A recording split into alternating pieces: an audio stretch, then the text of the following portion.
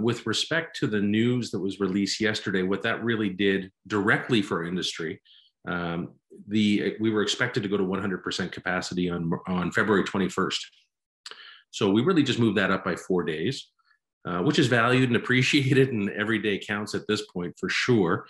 So that was the most significant impact. The second kind of tranche of restrictions that were moved from, I believe, March 17th to March 1st, as they were originally structured, back approximately 3 weeks ago or 4 weeks ago when they first announced them, had no direct impact on how we operate our business.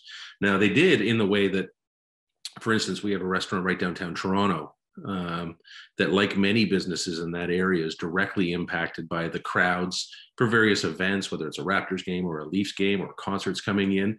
And so this certainly moves up the timetable to see patrons returning to watch those games, which we're really grateful. Again, that's a secondary effect, but that really helps a lot of the downtown Toronto businesses. And that moves up the timetable from March. Well, that one was supposed to be 50% capacity as of next Monday and 100% on March 17th. So we see that timetable move up. Probably the biggest surprise was around the stopping of the certificates as of March 1st. That one hadn't been on the table before. So that was moved up. I think there's just a general positivity towards it. I think it gives us hope. It gives us optimism about where we're going. I think it's at a great time as tomorrow's supposed to be 8 degrees or something along those lines. So we see the warmer weather coming. The days are starting to get a little bit longer, and we're seeing restrictions being lifted. I haven't spoken to anybody yet personally, and I know there's going to be a few people that have concerns about all of this, but personally, it's only been positivity from the folks that I've spoken to, whether that's guests or team members.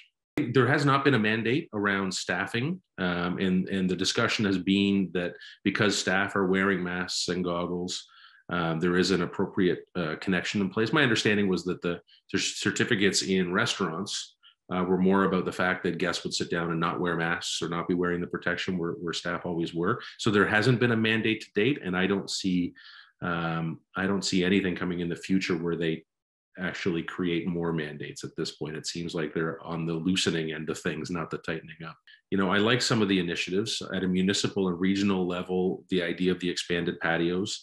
And that was really, there's several municipalities that have taken the lead in that, but also the Attorney General of Ontario and the AGCO has basically put that in place to create a blanket licensed area over Ontario and given the powers to do that through the municipalities. So we're already seeing this year that some of them have already pre-approved patios, which give us a level of certainty and planning and an ability to hire more staff and be open. Some are lagging a little bit behind in that regard. So we'd love to see the municipalities come together, because not only does it actually provide more opportunity for us and more opportunity for people to get back to work, but I think it creates happier spaces. I think people walking down the street and interacting with others in the cafes, I thought it created a wonderful feel in so many different streets. And although we didn't have one where streets were actually closed, I did walk down and experiencing it, and you think, boy, this is a great sense of community in those types of places. So I think more opportunity to see some of these changes stick in place and last. I would just say thank you so much for everything that they've done and how they've continued to support us and bring people back to work. They supported us when we were down, as far as not even be able to seat a single table, and with takeouts and curbside.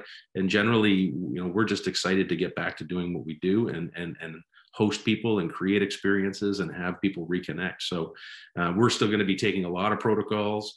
We have a lot of N95 masks still. I think I stocked up several months ago. I bought 50,000 of them. So we're going to be in the N95 masks and the goggles, and we're taking extra care on sanitization, et cetera.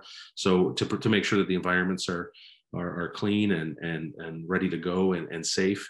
And so all of those things are still in effect, and we just look forward to bringing people back and having some great moments going forward.